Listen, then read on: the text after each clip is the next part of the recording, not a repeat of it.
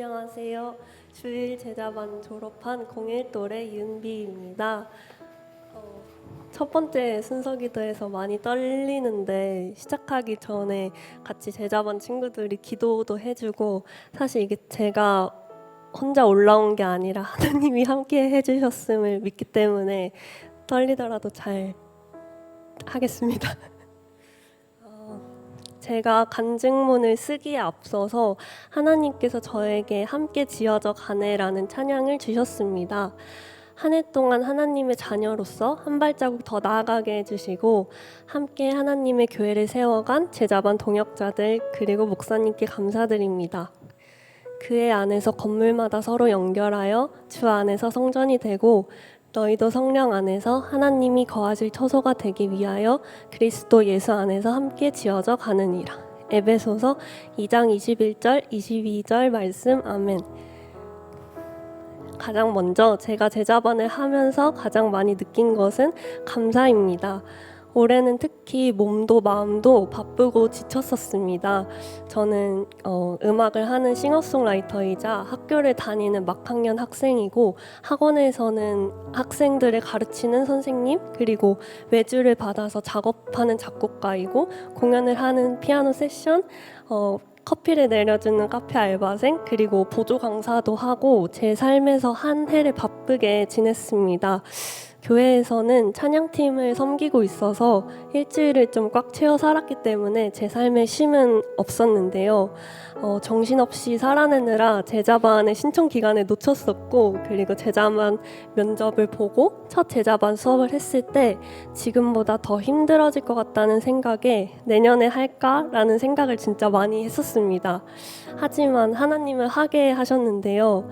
내년도 내후년도 하고자 하는 이유보다는 하지 못할 이유가 더 많을 것이라는 생각이 들었습니다.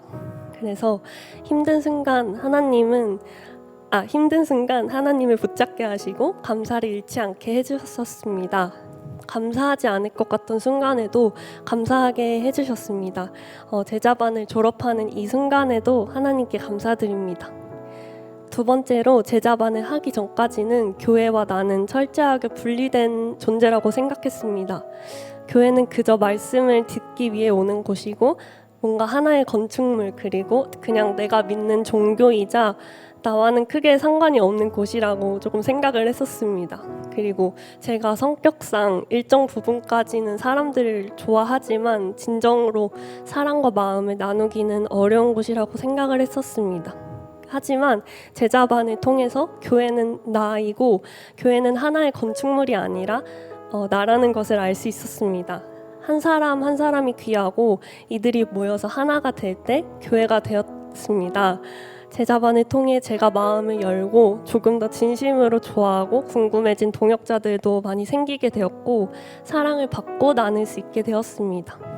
물론 찬양팀과 브리더라는 섬김의 자리도 이러한 저를 만들었지만 제자반에서 느낀 사랑들이 나라는 교회를 만들고 우리라는 교회를 만들게 되었습니다. 세 번째로 저는 늘 기도가 어려웠어요. 고등학생 때 주변 친구들은 기도를 열심히 하는데 저는 기도가 어렵게만 느껴져서 기도하게 해달라고 기도를 했었습니다. 그 마음이 지금까지 이어져 왔고 제자반에서 30분 기도를 했었는데 처음에는 정말 기도가 안 되어서 어렸을 때 했었던 기도하게 해달라는 마음을 가지고 다시 한번 기도하게 되었습니다. 5분, 10분 나만을 향했던 그런 기도가 가족들 그리고 세런들의 기도가 되고 제자반의 기도가 되고 찬양팀 기도가 되고 넘어서 청년부 기도가 되었고 교회를 향한 기도도 하고 짧게나마 나라를 위한 기도까지 하게 되었습니다. 사실 30분 기도는 시간을 내기도 어려웠고 혹시 누가 들을까봐 좀 말로 내뱉기도 어려웠었는데요. 20분은 말로 내뱉으며 기도를 드리고 10분은 적으면서 기도를 하기도 했고 그럼에도 여전히 기도가 조금 어려워서 목사님이 설교 때 말씀해 주신 장재기 목사님의 따라하는 기도를 따라서 하기도 했습니다. 여전히 기도는 저에게 조금 어렵긴 하지만 기도를 시작하게 해주시고 내가 아닌 다른 사람을 위한 기도를 꾸준하게 할 수 있었음에 감사드립니다. 마지막으로 제자반을 통해 어떤 상황이든 하나님의 뜻임을 먼저 생각하게 되었습니다. 좋은 자리를 주시는 것도 하나님의 뜻이고 제가 원하지 않던 자리를 주시는 분도 하나님이십니다. 그전에는 이런 것까지 나에게 왜 주실까라는 생각을 먼저 하였지만 이제는 이것마저도 하나님의 뜻이 있는 나에게 주신 것이라고 생각할 수 있게 되었습니다. 하나님께서 저에게 주시는 상황은 지금 당장 힘들 수는 있어도 모두 저에게 가장 좋은 길입니다. 하나님의 시간이고 하나님의 뜻임을 믿습니다.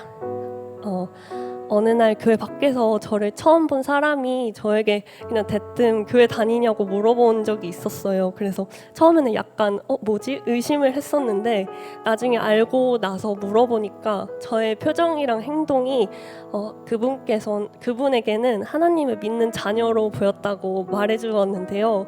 저의 모습이 하나님 그리고 예수님을 닮기 원합니다.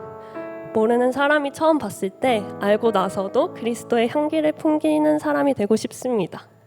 제 올해 대표 기도 제목은 받은 사랑을 흘려보낼 수 있길입니다.